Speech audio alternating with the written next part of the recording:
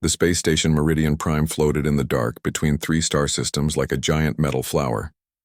Its silver corridor stretched for miles in every direction, and ships from dozens of worlds docked at its many ports. Today the station buzzed with more activity than usual because the Galactic Council had called for an important meeting. Jake Morrison stood at the large window in his quarters and watched alien ships arrive one by one. Some looked like floating crystals that sparkled in the starlight. Others were smooth and round like pearls. A few had sharp edges and dark metal that seemed to drink the light around them. Those were the Zeltharian warships, and Jake knew they meant trouble. He touched the fresh uniform on his chest where small metals caught the light. The blue fabric felt strange after so many years in military gear, but his job now was different. He was a diplomat, which meant he had to talk instead of fight. Sometimes talking was harder than fighting. Dr. Lisa Carter knocked on his door and entered without waiting. She was a small woman with bright eyes who knew more about alien biology than anyone else from Earth.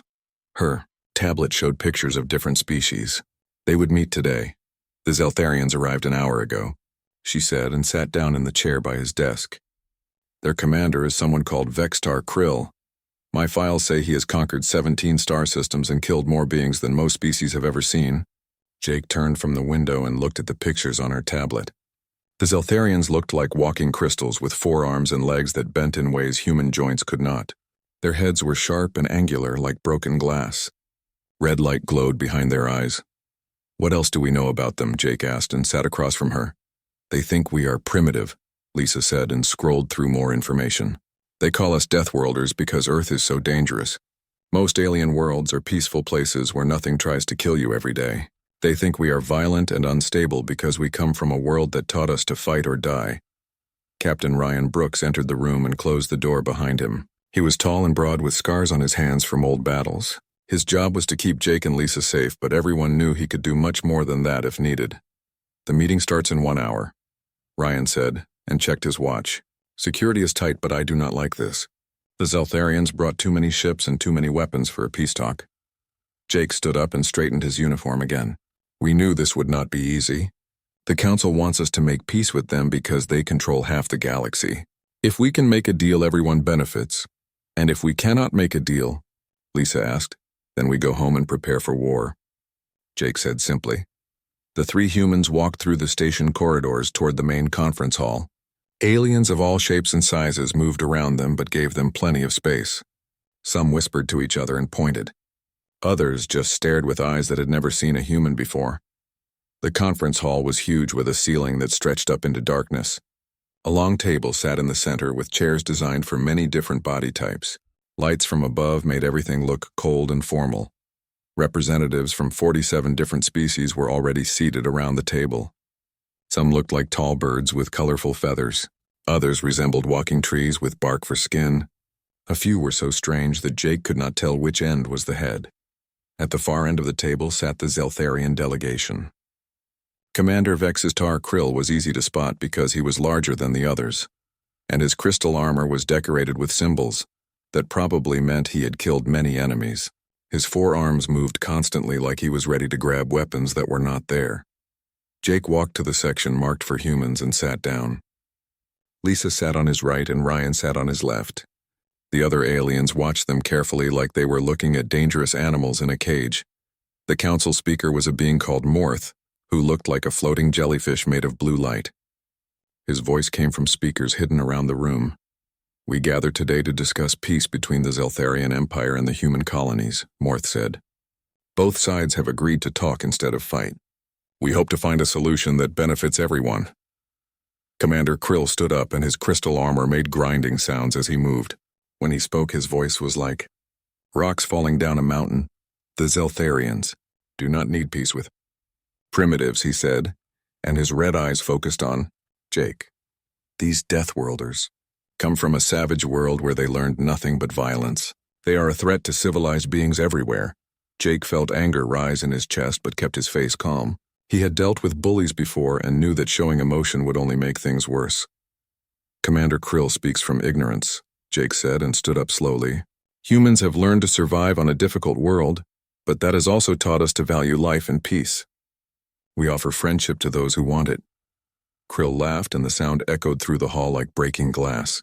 Friendship from animals who kill their own kind for sport. We have seen your history, human. Your world is soaked in blood from your endless wars. Yes, we have fought wars, Jake said, and his voice grew stronger. But we have also learned from them. We have built a civilization that reaches for the stars instead of staying in the mud. Can you say the same? The other aliens shifted in their seats and whispered to each other. Some seemed interested in what Jake was saying, but others looked afraid. Krill's forearms spread wide and his crystal armor began to glow with inner fire. You dare question the honor of the Zeltharian Empire? We have brought order to 17 systems while you were still throwing rocks at each other. Order through conquest is not order at all, Jake said and took a step forward. It is just fear with a different name. True civilization comes from cooperation, not domination. The hall grew very quiet and Jake could hear his own heartbeat. He knew he was walking on dangerous ground, but someone had to stand up to the bully. Krill's red eyes blazed brighter, and his voice became a roar. You speak of things you cannot understand, primitive. Your kind will learn to bow before their betters or be crushed beneath our feet. Jake felt something change inside him like a switch being flipped. His muscles tensed and his breathing slowed. Leeson noticed the change and put a warning hand on his arm, but Jake barely felt it. We bow to no one, Jake said quietly, but his words carried across the silent hall. Not to you and not to anyone else who thinks might makes right.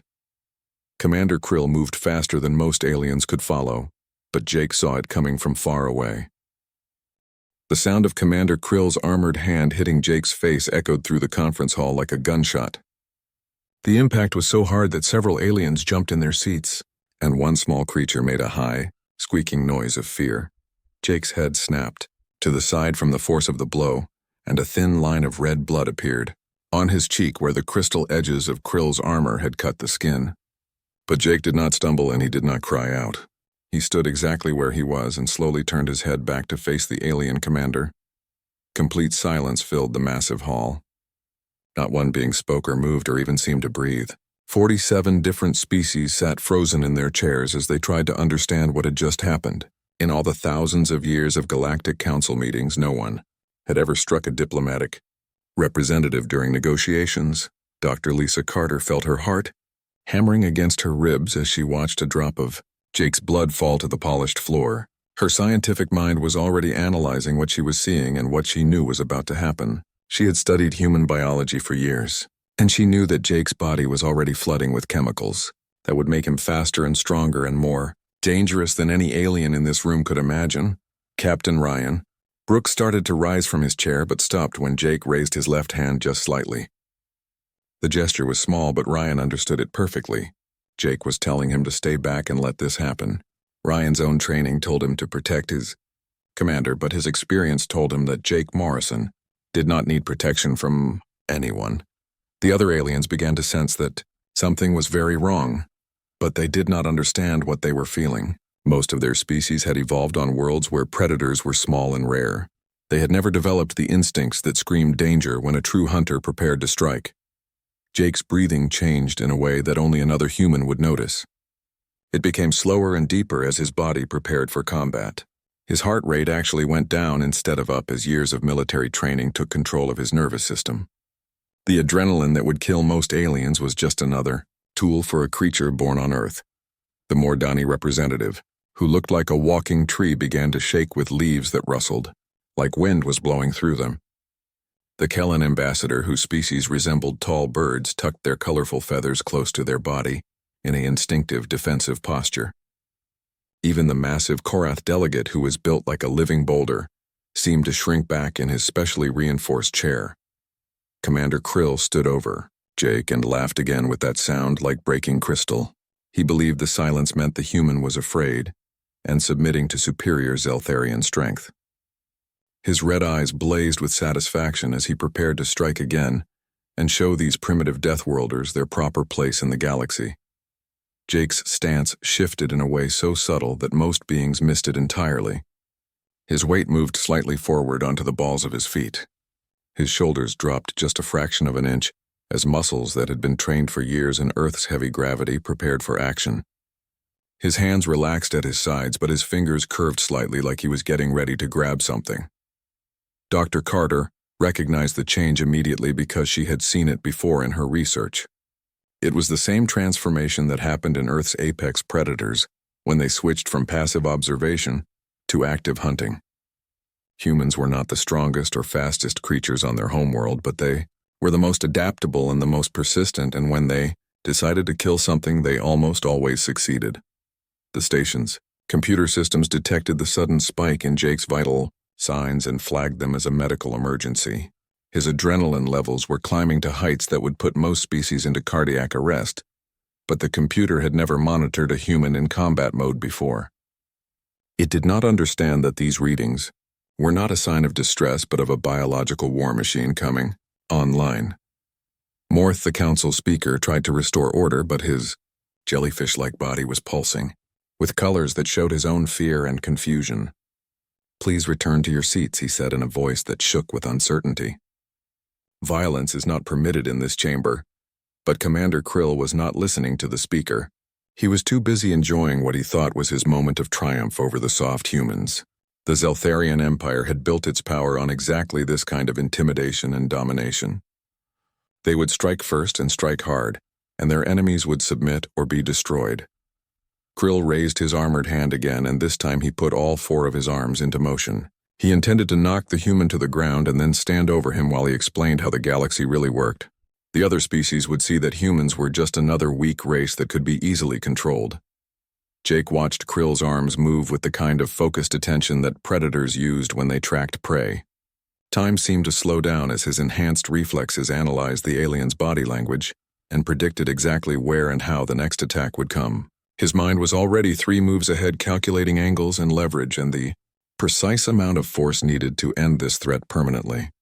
The blood on Jake's cheek had stopped flowing, but the red mark served as a reminder to everyone in the room that the diplomatic rules had already been broken. This was no longer a negotiation between civilized beings. This had become something much older and more primitive.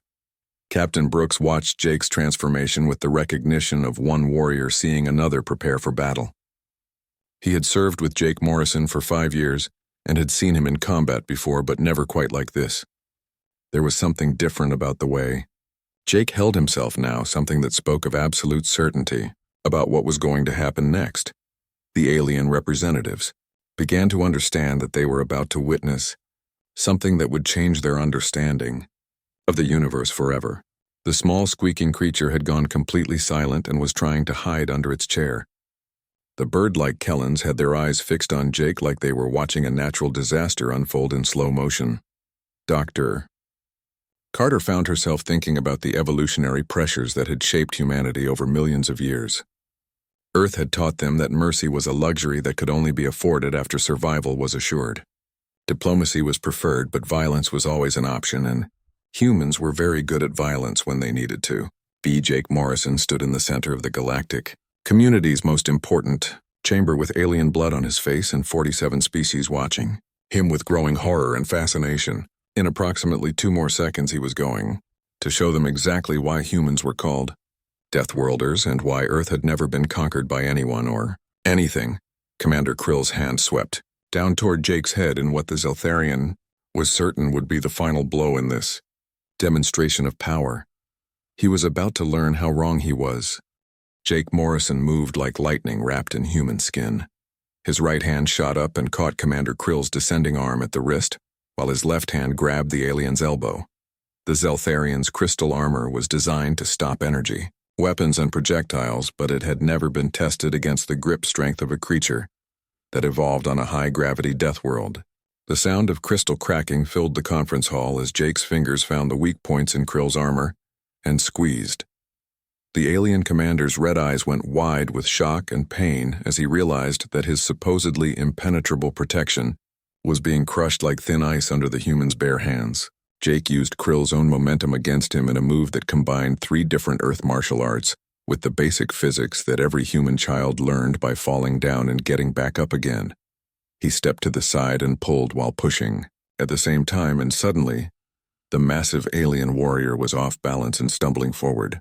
Dr. Lisa Carter watched in fascination as millions of years of evolution played out in front of her eyes. Every movement Jake made was the result of countless generations of humans who had survived by being faster and smarter and more adaptable than everything else on their planet. The techniques he was using looked simple, but they were refined by thousands of years of warfare between beings who had to fight with whatever they could find. Commander Krill tried to use his other 3 arms to strike back, but Jake was already inside his reach and moving too fast for the aliens' reflexes to follow. Humans had learned to fight against creatures with claws and fangs and venom and size advantages. A being with 4 arms was just another puzzle to solve. Jake's knee came up and hit Krill in what would have been the solar plexus if Zeltharians had the same anatomy as humans. The blow landed right where the alien's crystal chestplate joined his abdominal armor, and the impact sent spiderweb cracks spreading across both pieces. The other aliens in the conference hall sat frozen in their chairs as they watched something that their minds could barely process. The most feared warrior in the known galaxy was being systematically dismantled by a single human using nothing but his hands and his knowledge of how to hurt things efficiently. Captain Ryan Brooks remained in his seat, but his body was tense and ready to move if needed. He had seen Jake fight before, but never quite like this. There was a cold precision to every movement that spoke of training so deep it had become instinct. This was not anger or rage driving Jake's actions. This was simply a human doing what humans did best when threatened. Jake spun behind Krill and wrapped his arm around the alien's neck, while his other hand grabbed the back of Krill's head. The Zeltharian tried to reach back with his arms, but his crystal joints were not designed to bend that way, and Jake was positioned perfectly in his blind spot. The pressure Jake applied was exactly calculated to cut off blood flow to Krill's brain, without crushing his windpipe. It was a technique that human warriors had perfected over centuries of fighting each other, and Jake knew exactly how much force to use and exactly how long to hold it. But killing Krill slowly was not the message Jake wanted to send to the galaxy. The message needed to be immediate and unmistakable, and final. Jake shifted his grip and found the joint where Krill's crystalline skull connected to his neck vertebrae. The armor that protected the alien from energy weapons became a liability when subjected to the kind of twisting rotational force that humans had learned to apply during their long history of breaking the necks of dangerous animals. Dr. Carter realized what was about to happen, and her scientific mind automatically began cataloging the biomechanical principles involved. Human hands had evolved to grip and twist and tear. Human shoulders and arms had developed the leverage needed to apply tremendous rotational force. Human reflexes had been sharpened by millions of years of life or death struggles where hesitation meant becoming something else's dinner. The sound that followed was unlike anything most of the aliens had ever heard. It was the sharp, clean crack of crystal armor failing under stress, followed by the wet snap of biological structures being separated from each other. The noise echoed through the conference hall and seemed to hang in the air long after it should have faded away. Commander Vextar Krill's body dropped to the floor like a puppet with its strings cut. His head rolled across the polished metal surface and came to rest near the feet of the Kellan ambassador, who immediately fainted and fell out of his chair. Jake Morrison stood over the alien's corpse and calmly wiped his hands on his diplomatic uniform. There was no expression on his face and no emotion in his eyes. He had simply solved a problem in the most efficient way possible, and now he was ready to move on to the next task. The 46 remaining alien representatives sat in complete silence as their minds struggled to process what they had just witnessed.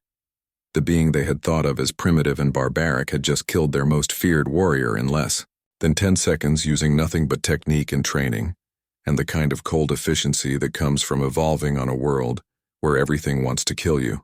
Dr. Carter looked around the room and saw the faces of civilizations that were suddenly questioning everything they thought they knew about the universe. These were species that had developed on peaceful worlds where conflict was rare and violence was almost unknown. They had built their technology and their societies and their understanding of power on the assumption that civilization meant the absence of personal combat skills. But humans came from a different kind of world entirely. Earth had taught them that civilization was not the absence of violence, but the intelligent application of it. Peace was not the natural state of the universe, but something that had to be fought for and defended and maintained through strength. Jake reached into his pocket and pulled out a clean cloth which he used to wipe the blood from his cheek. The gesture was casual and matter-of-fact, like he had just finished a routine training exercise instead of executing the most powerful military commander in the known galaxy. The station's security systems finally reacted to what had happened and alarms began blaring throughout the complex. Emergency lights flashed red and yellow, and automated voices began announcing that there had been a violent incident in the main conference hall. Captain Brooks stood up slowly and activated his communicator with movements that were deliberately calm and professional. "Brooks to New Angeles," he said in a voice that carried clearly through the chaos. "Diplomatic protocols have been violated. First contact status is now hostile. Recommend immediate implementation of contingency plans." Admiral Patricia Wells's voice came back through the communication system with the kind of steady authority that had made her the commander of humanity's most powerful warship. "Understood, Captain. All human vessels are moving to combat readiness. Estimated time to weapons range is 47 minutes. Jake Morrison looked around the conference hall at the faces of beings who were beginning to understand that they had made a terrible mistake in their assessment of humanity. The galaxy was about to learn what happened when you threatened a species that had clawed its way to the top of the food chain on the most dangerous planet anyone had ever discovered. The silence in the conference hall stretched on as alien minds tried to understand what they had just witnessed. Commander Krill's severed head lay on the floor, like a broken piece of crystal. Art, while his body slowly leaked strange purple, fluid that Zeltharians used instead of blood, Dr. Lisa Carter, was the first to break the stunned quiet when she activated her own communicator and began speaking in the calm, professional voice she used when discussing her research. "Carter to Earth Science Division. Initial contact assessment was incorrect. Human combat capabilities exceed all previous estimates by factor of 10. Recommend immediate revision of threat protocols." The response came back within seconds from Dr. Marcus Webb, who led the Xenobiology Department back on Earth. "Understood, Lisa. Are you saying the aliens are more dangerous than we thought?" "No, Marcus," Lisa said while she watched Jake calmly examine his hands for cuts or bruises. "I am saying we are more dangerous than they thought." "Much more dangerous."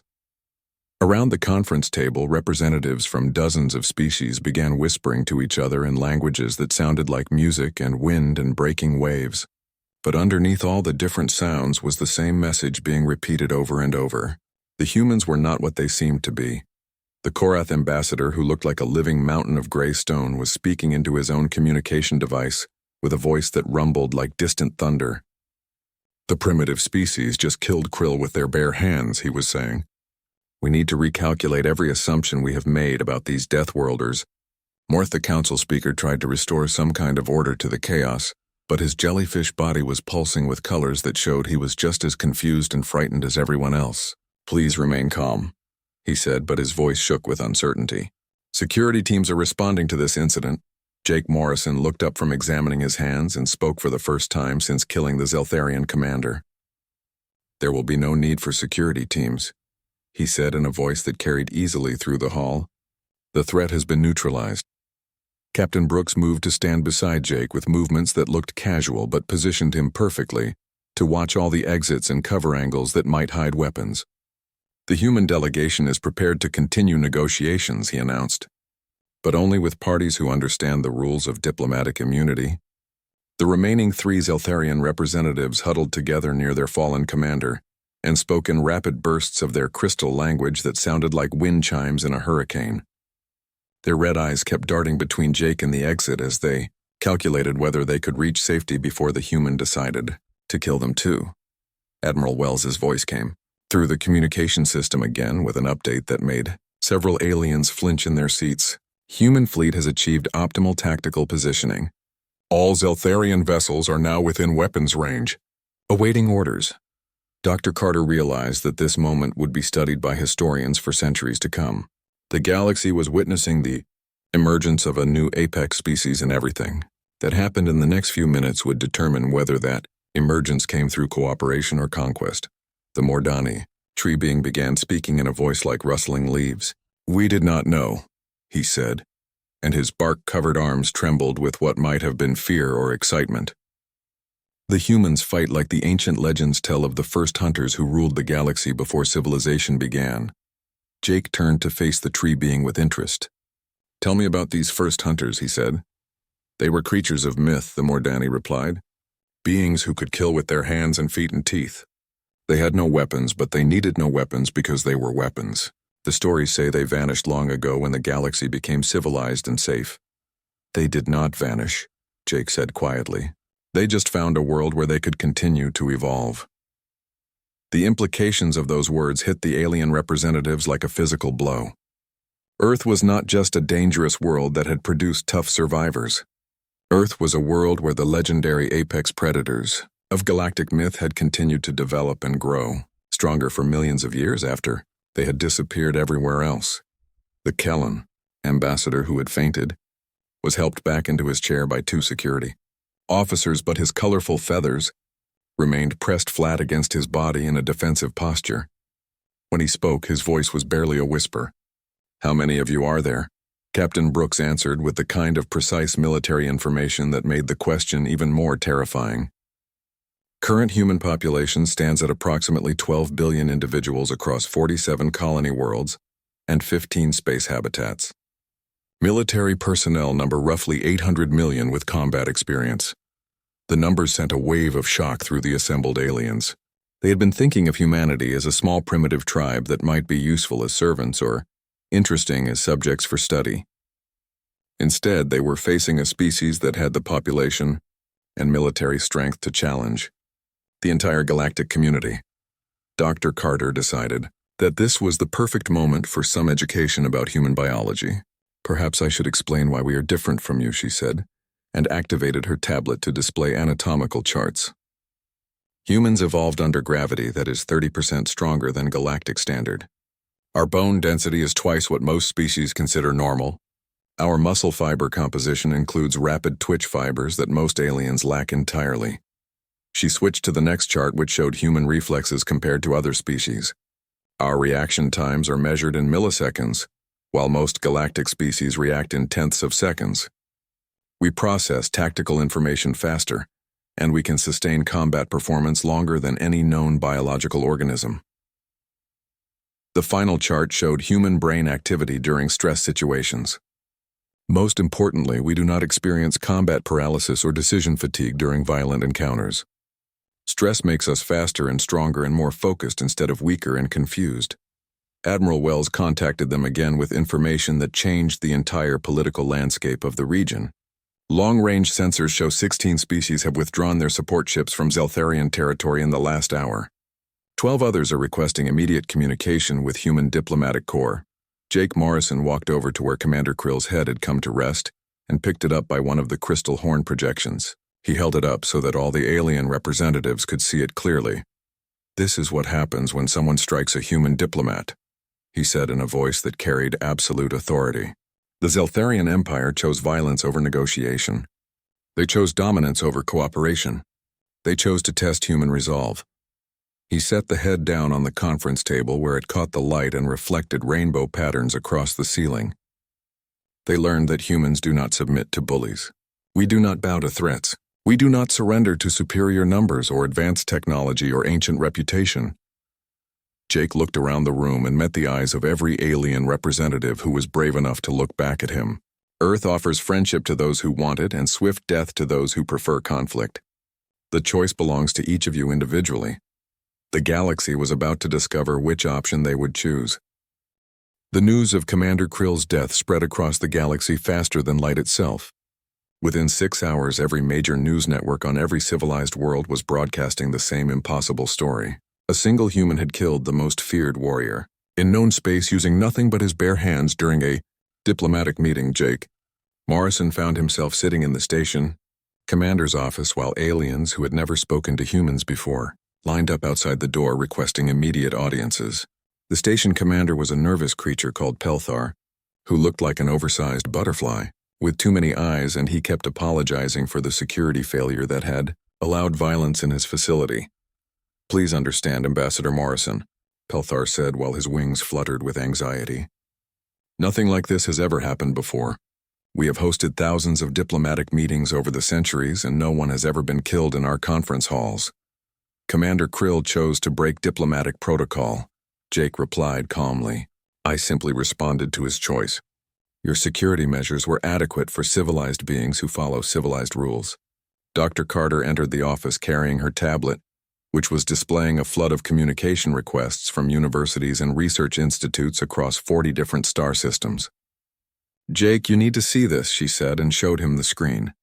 Every major xenobiology department in the galaxy wants to study us. They are offering research grants that would fund Earth's entire science budget for the next century. Captain Brooks came in behind her with his own tablet showing military communications. Admiral Wells reports that 18 more species have requested immediate non-aggression pacts with humanity. The Zeltharian Empire has withdrawn all forces from 3 contested systems and is requesting a ceasefire. Jake stood up and walked to the large window that looked out over the station's docking bays. Ships were arriving and departing constantly. Now as word spread and governments across the galaxy scrambled to adjust their policies toward the newly discovered human threat. "How long before the council reconvenes?" he asked. 4 hours, Pelthar answered. "But the composition will be very different. 17 species have sent new representatives with much higher authority levels. The Zeltharian Empire is sending their supreme commander instead of regional officers." Dr. Carter pulled up another screen that showed population and military statistics. Intelligence reports suggest that 3 major alliances are already discussing whether to band together against us or compete for our friendship. The political balance of the entire galaxy is shifting. Through the window, Jake could see a massive Zeltharian dreadnought moving slowly away from the station. Its departure was being escorted by ships from 6 different species who clearly did not trust the aliens to leave peacefully. The sight of their most powerful warship, retreating under guard, sent a message that every species in the region would understand. Admiral Wells contacted them with an update that confirmed what Jake was already suspecting. Human Intelligence Division reports massive troop movements throughout Zeltharian territory. Their military is pulling back from forward positions and consolidating around their core worlds. Analysis suggests they are preparing for defensive operations rather than continued expansion. "What about the other empires?" Jake asked. "The Korath hegemony has offered to share their weapons technology with us. The Kellan Federation wants to establish trade agreements immediately. The Mordani Collective is requesting cultural exchange programs. Everyone wants to be on our side instead of against us." Captain Brooks brought up another concerning development. "We are also getting reports that several smaller species are requesting human protection from their larger neighbors. The political situation is becoming very complicated very quickly." Jake turned back to face the others in the room. The galaxy spent thousands of years believing that civilization meant the absence of personal violence. They built their societies and their governments and their military doctrines on the assumption that individual combat skills were obsolete. Dr. Carter nodded and pulled up her evolutionary charts again. "But humans never stopped being predators. We just learned to be civilized predators. We developed technology and diplomacy and art and science, but we never forgot how to fight when fighting became necessary." "Now they know," Jake said. "The question is what they will do with that knowledge." Pelthar's wings stopped fluttering and he spoke in a more serious tone than he had used before. "Ambassador Morrison, may I ask you something as a personal favor?" "Of course, are humans planning to conquer the galaxy?" the station commander asked. "I have been receiving messages from my government asking for my assessment of human intentions. They want to know if we should prepare for war or for peace." Jake considered the question carefully before answering. "Humans have no interest in ruling over species that do not want to be ruled. We prefer cooperation to domination and trade to conquest, but we will never again allow ourselves to be threatened or attacked without consequences. And if someone does threaten you, then they will discover why Earth produced the apex predators that the rest of the galaxy thought were myths." Jake replied simply. The door chimed and a new visitor entered the office. It was Supreme Commander Zektar Voss of the Zeltharian Empire, accompanied by 2 guards who kept their hands very far away from their weapons. Voss was even larger than the dead Krill had been, and his crystal armor bore the scars of hundreds of battles. "Ambassador Morrison," Voss said, and his voice was much calmer than his subordinates had been. "I have come to offer the formal apologies of the Zeltharian Empire for the actions of Commander Krill. His behavior was unacceptable and violated every principle of diplomatic conduct." Jake studied the alien commander for several moments before responding. "Your apology is accepted, Supreme Commander. But your empire must understand that humans do not forgive repeated offenses." "We understand," Voss replied. "We also wish to propose a non-aggression treaty between our peoples. The Zeltharian Empire has no desire for conflict with a species that produces warriors of your caliber." Dr. Carter stepped forward with her tablet displaying the terms that Earth's government had prepared for exactly this situation. We have a standard non-aggression framework that includes mutual respect for territorial boundaries and shared protocols for future diplomatic contact. Voss examined the terms and agreed to them without negotiation or modification. The speed of his acceptance told Jake everything he needed to know about how thoroughly the galaxy's power structure had just been reorganized. Over the following weeks, the changes continued to accelerate. The Galactic Council officially recognized humanity as a major power and granted Earth permanent representation in all major decisions.